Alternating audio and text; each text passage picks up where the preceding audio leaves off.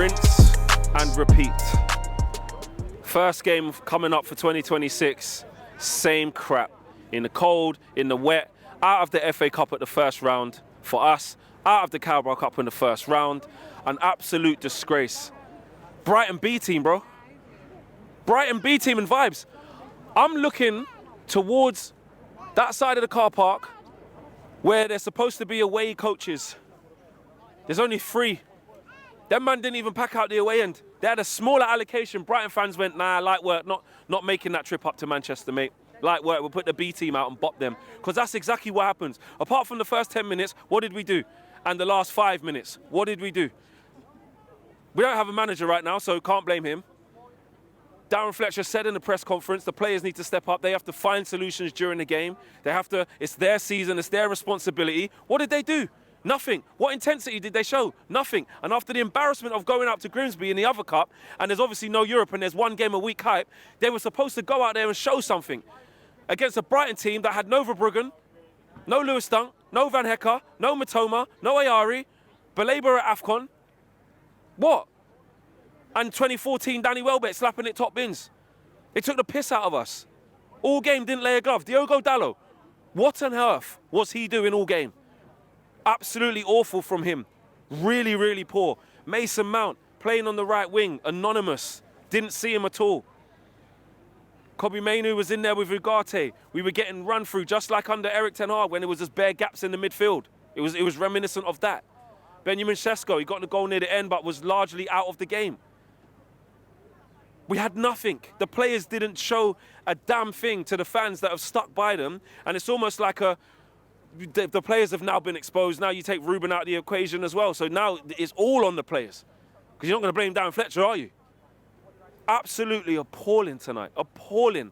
I couldn't be, well, actually, I could believe it. That's the worst thing. I could believe it. But watching it unfold from start to finish was absolutely awful. I'm watching one team in Brighton that are run correctly from the top to the bottom, on and off the field, against a massive establishment or once big establishment like Manchester United, running around without a clue on or off the field. That game was an encapsulation of where these two clubs are actually at. One that knows what they're doing, no matter what team they play. In a young manager in Fabian Hürzeler, and they're playing good football, dropping into half spaces, getting us on the half turn where we couldn't get near them, bopping us in midfield, winning duels, understanding the good tactical elements of the game, versus us, who look like we didn't have a clue what to do. That is literally an encapsulation of both football clubs right now. Absolutely shocking. Awful. Apart from, and then, like I said, Dalot had the first chance where he should have scored. Then the game goes on, you think, you know what, actually, this could be a game where we bring the game to Brighton, actually. Let's do it. And then slowly Brighton get into the game, they calm themselves down, and before the first goal, you could feel it, you could see it. You know? Shear Lacey gets himself sent off. Listen, it's emotion. He's a young kid, he's come in for his first game at Old Trafford, senior game. The referee has, listen, he's given him the second yellow because he's thrown the ball down. It is what it is. It is what it is. You can't blame a kid for doing that. You can't. It's emotions. It is what it is. He'll learn from it. But I tell you what, before Shear Lacey even got on the pitch, what the hell did we do? He was the one who even got the fans off the seat. He was the one cutting in. He put a great cross in first time. He had a shot that went just over. He actually made some things happen while the senior pros were doing absolutely nothing.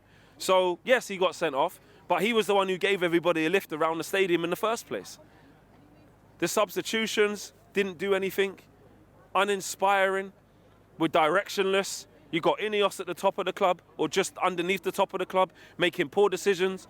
The fans, we've now got to do it all over again. Interim probably to the end of the season. Ollie comes in, Carrick, whoever it's going to be, Fletcher, whoever it is. Then get to the summer, then rinse and repeat again, do it all over again and invest into the squad and do what you're doing. It's just a total mess. It's a total mess.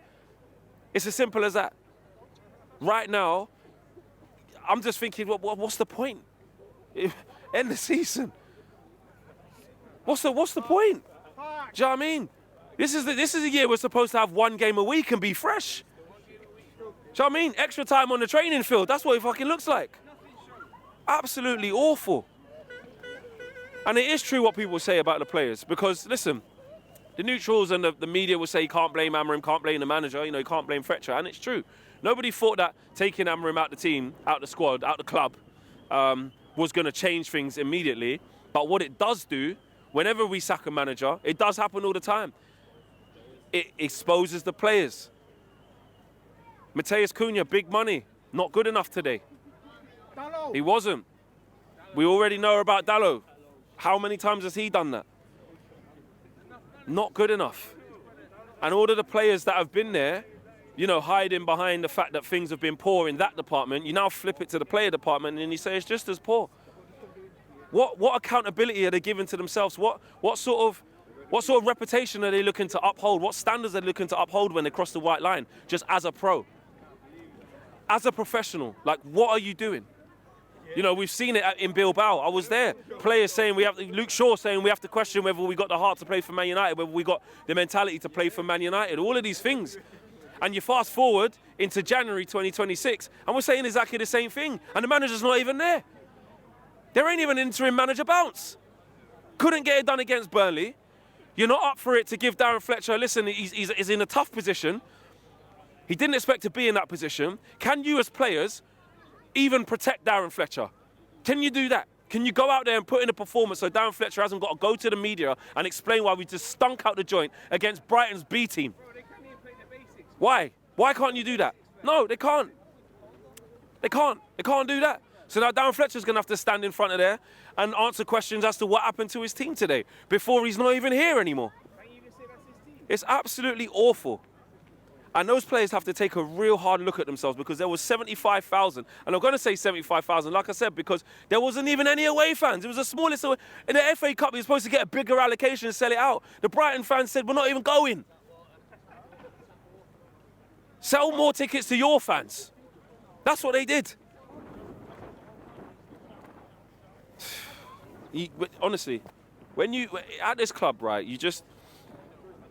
it's actually so difficult to assess. There's so many factions of things that are wrong at the club, right from the top, right through to on the pitch on a match day, that it's so hard to sum up what you see within 8 minutes, 5 minutes, 10 minutes, and the cycle keeps going. These are the games where people come out and they say, get him gone, get the manager gone. What are you going to do? It's Darren Fletcher standing there, mate, trying to help us. These are the games where people come out and say, sell all the players, they're all shit, this, that, and the other. Can't do that. You can't do that. And at the end of the day, here's what's going to happen. We got Man City on the weekend. Will the interim manager be here? I don't know, because Ineos ain't got a fucking clue what they're doing. So I don't know. Will Ollie be here by then? Will Carrick be here by then? Will Mike Phelan be here by then? I don't know. Who knows? Will Ralph Rangnick be here by then? Who the fuck knows? We don't know what to expect. So City are probably going to rock up here, not in a great moment themselves, compound more misery. Then you got to go down the M6, M1 and go to the Emirates at Arsenal. Probably going to get licks there. And then before you know it, Europe's gone. New manager comes in. Then what? What's the point, man? Just end it now.